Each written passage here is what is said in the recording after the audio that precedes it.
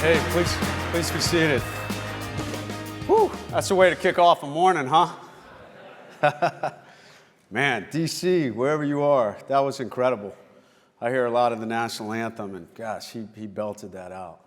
So, yeah, I'm honored to be here with you guys nationwide. Thank you for sponsoring me. AALU, just incredible to be here. And I speak all over the country on leadership, teamwork, and the number one thing, overcoming adversity. But as you also saw, I'm what some may call a super patriot. I'm just saying. I love this country. I love everything about it, as I'm sure you saw in that speech. But I also think there are critical components that all of us can play a part in, and so many of those things came into my story and my journey as a military leader. I always like to start things off by focusing on one little simple thing, because I hear it all the time. I'll be out and about, and I'll hear somebody go, "Man, I had the worst day." How many have had a bad day? We all have. I'll hear somebody make this statement, "Oh, I had such a bad day." And I'm like, "Yeah, really? Tell me about it." And they're like, "Oh, I woke up late and, I couldn't find my keys and I got out the car and, I forgot to fill up and then I had to get gas and I ran into Starbucks and they got my name wrong on the cup and I got the wrong drink and then I spilled it in my lap and I had coffee on my suit and, then I'm driving, I get to work, the boss is upset and I'm like, aw, that's cute. That's real cute. Let me tell you about my bad day. You guys heard about my bad day in the initial speech.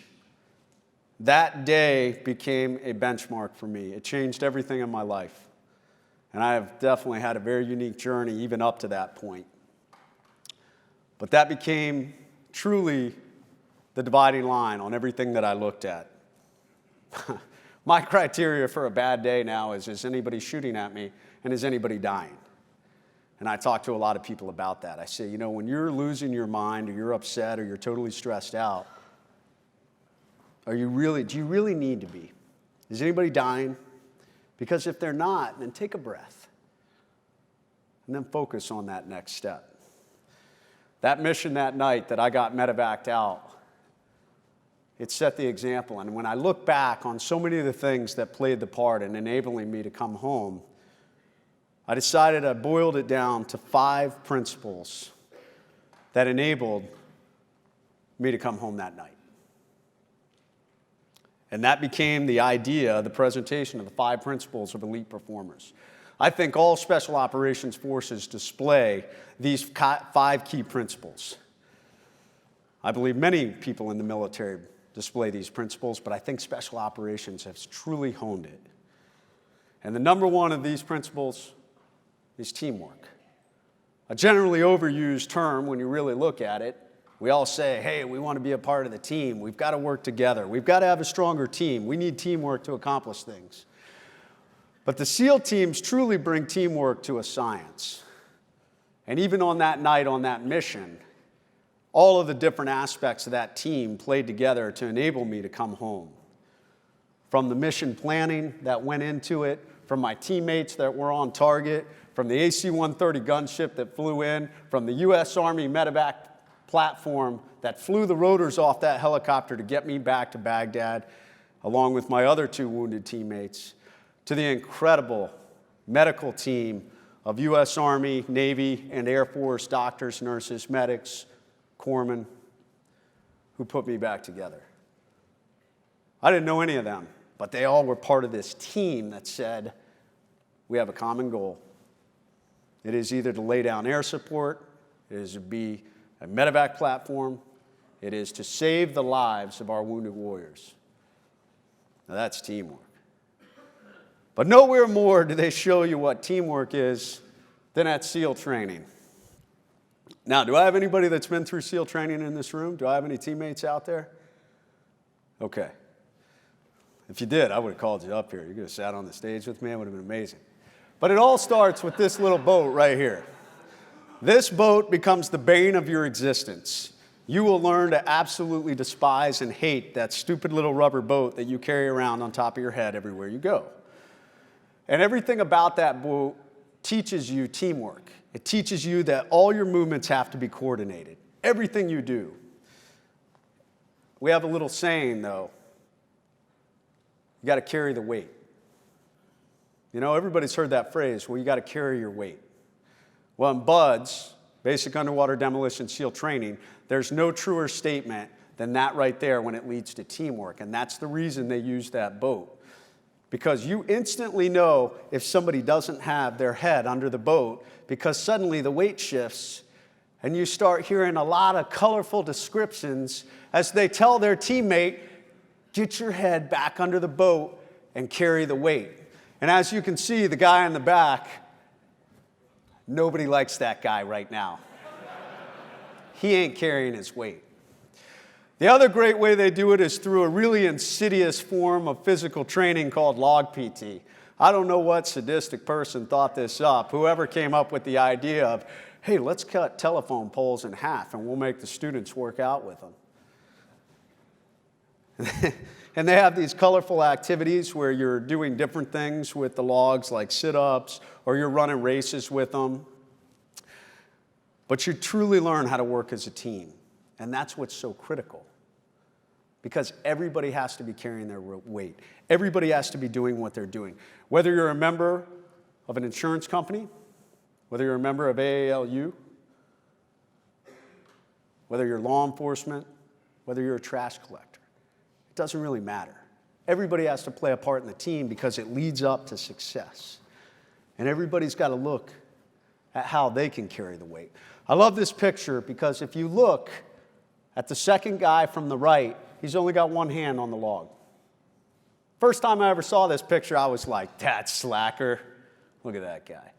But if you look closer, he's leaning over. He's got his arm behind his buddy.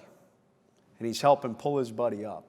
Not only is he carrying his weight, he's carrying his buddy's weight. That is teamwork. And that is what we all should be aspiring to within our own individual teams. How do I make a difference in my own lane? And how can I help my teammates to be successful? Number 2, leadership. All of us need to strive to be better leaders. I always like to ask, what type of leader do you want to be? So many people don't really think about that.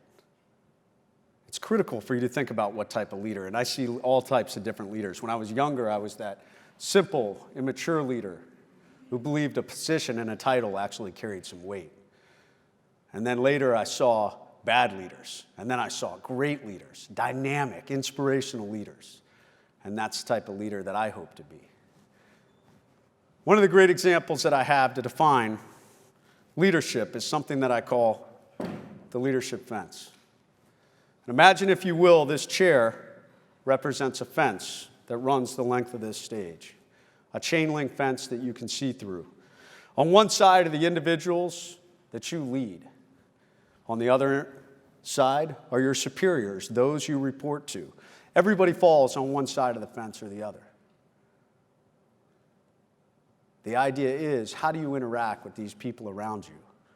Some of the best leaders are right up against the fence, and they're able to talk and interact and connect with those they lead. But they're also able to look through the fence and talk to those above them, understand where they want to go. They take that information back to those they're leading, but they stay close to the fence.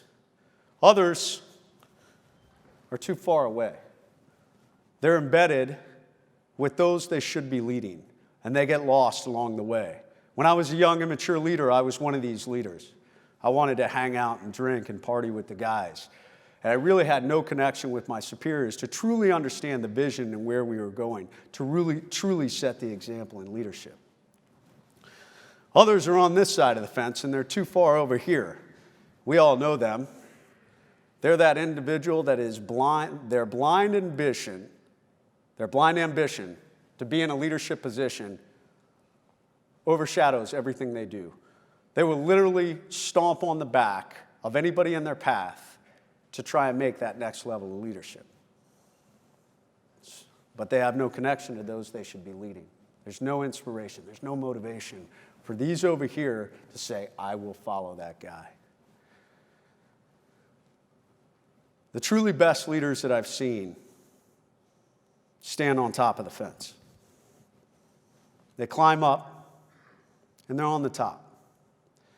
And they look down in those critical moments, and they see what's going on with those they should be leading. And they understand clearly where they should be going from those they follow. And in those critical crisis moments, they will step down from one side of the fence to the other.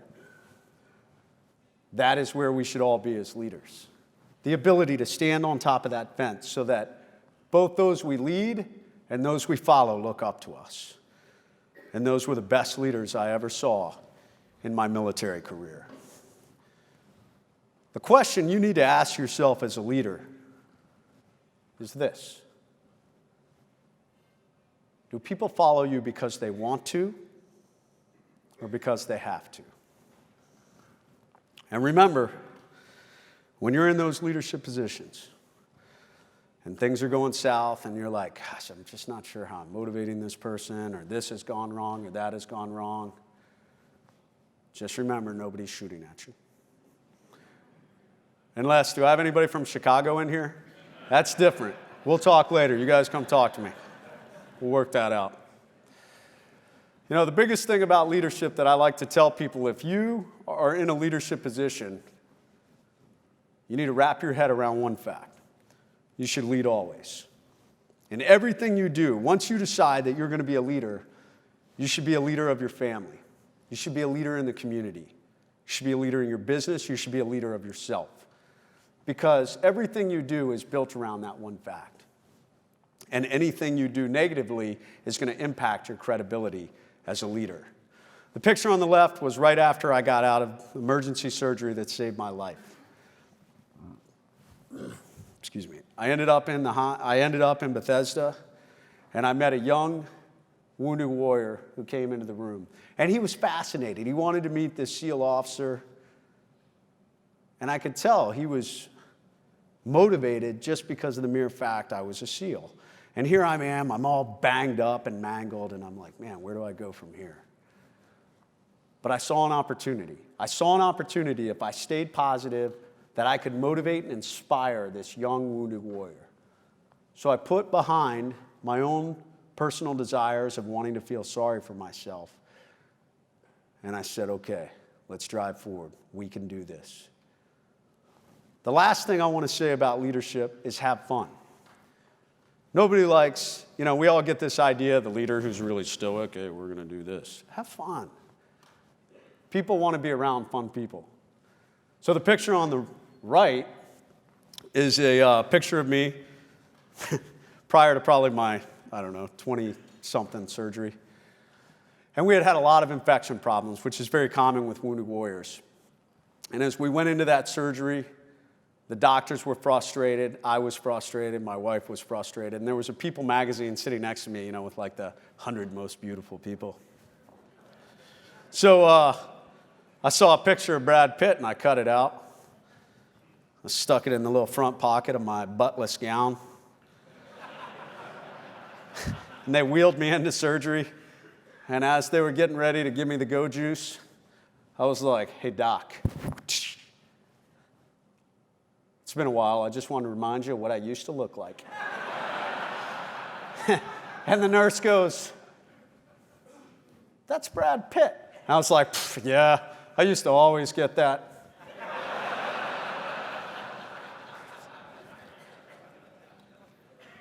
Number 3, you got to have a clearly defined mission, task, or goal. You got to know where you're going. We've all heard this. Absolutely critical. You've got to be able to define where you're going within your organization, within your team, even within yourself. Set those goals. What do you do with them?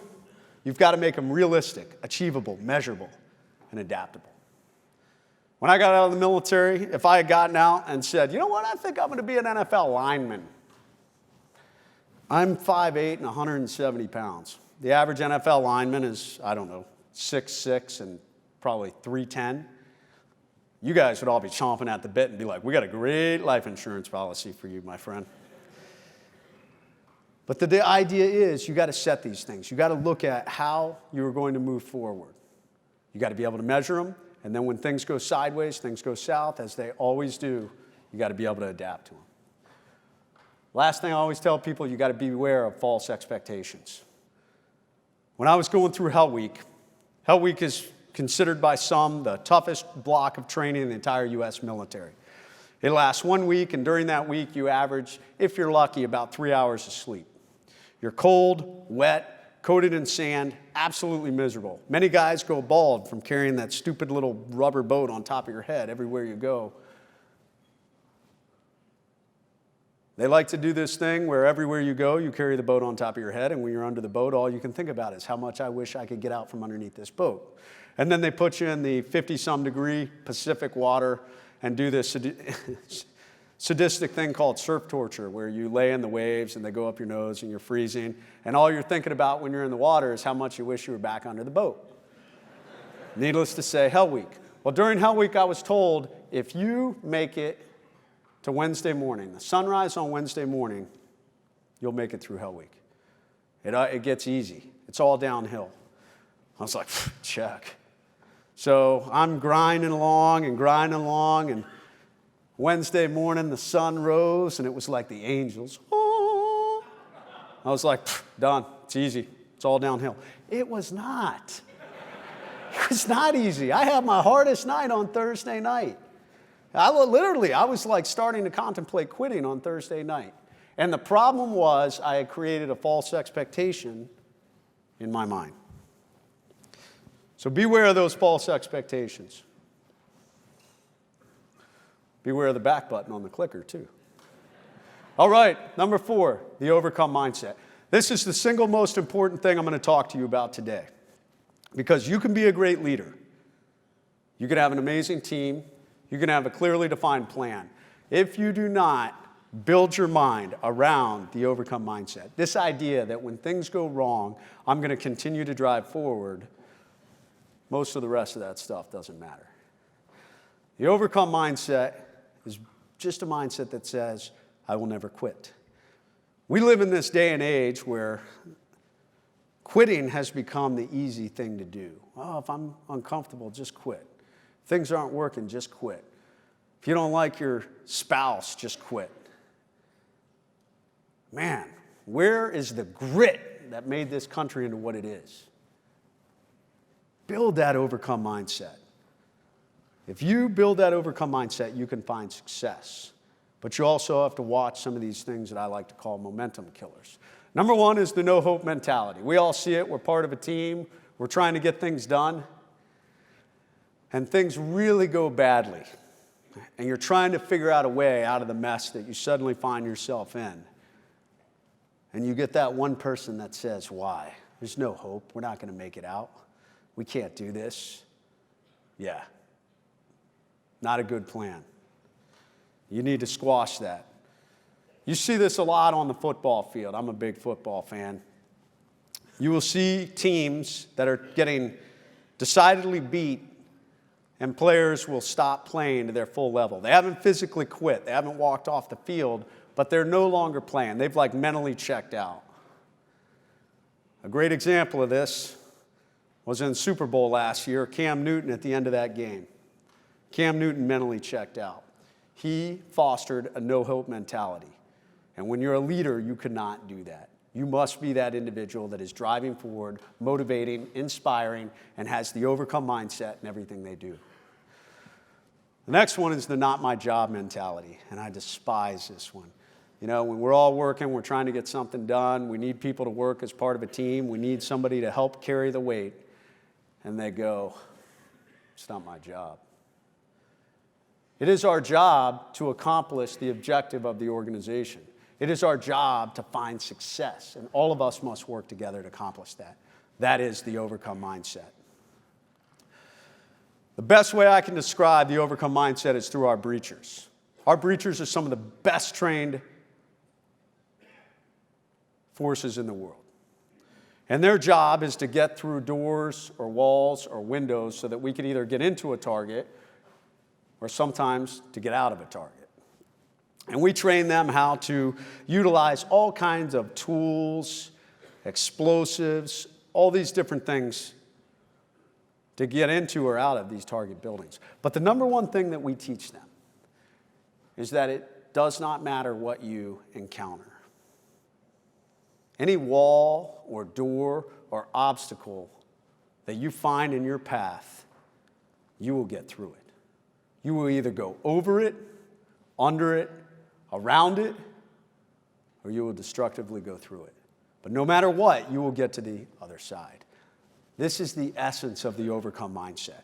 And if you can build your mind around this fact, you will find success for any obstacle you encounter.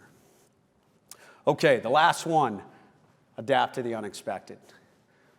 No matter how good a plan you have, no matter how well you prepare, no matter how good your leadership is, things will go horrendously wrong. Things went horrendously wrong that night on that mission. And we had a pretty damn good plan before we went in. This is, besides the overcome mindset, adapting to the unexpected is one of the greatest things that enables soft forces to accomplish what they do. Okay, now this is why they paid me to be here. I am going to give you guys the secret to life. Be ready to write this down. It's very, very, very important. It's going to blow your mind, like mind blown. Life is not fair.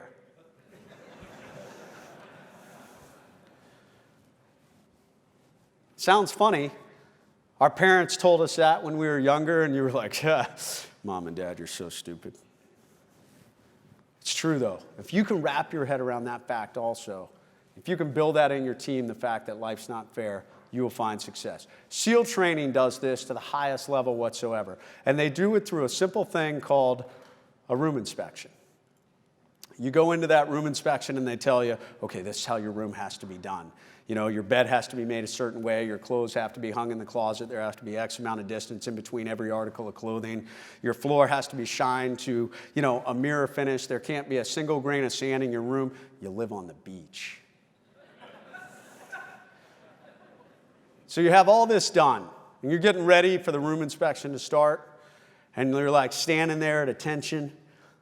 The instructors come into the room. I mean, it's so clean, like Mr. Clean himself would be like, you guys are higher. This is the cleanest room I've ever seen, Rub on his little bald head. And you're standing there, and the instructor comes in, and he's like, it's probably the cleanest room I've ever seen, gentlemen. And you get that little flutter in your heart, like you're like, oh, we're going to do it. We're going to make it this time. We're going to pass. And all of a sudden, he reaches into his pocket, and he goes, you know what's wrong with this room? And like your world starts to crush and crumble. And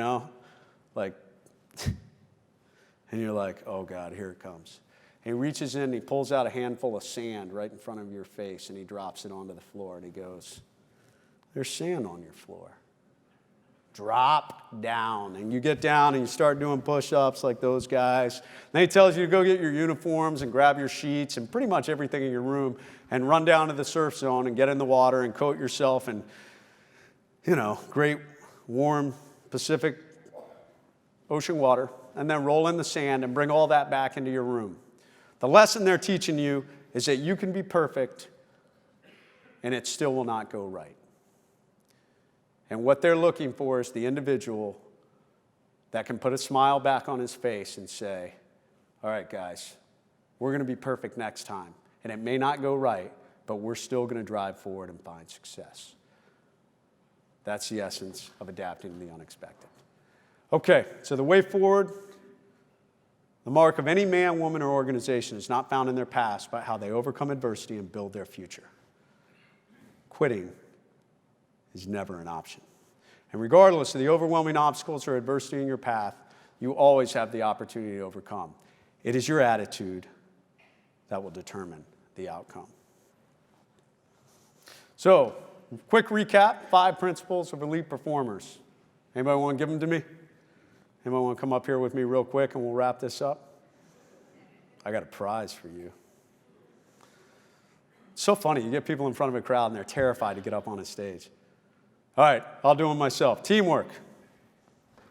Who's got the next one? Leadership.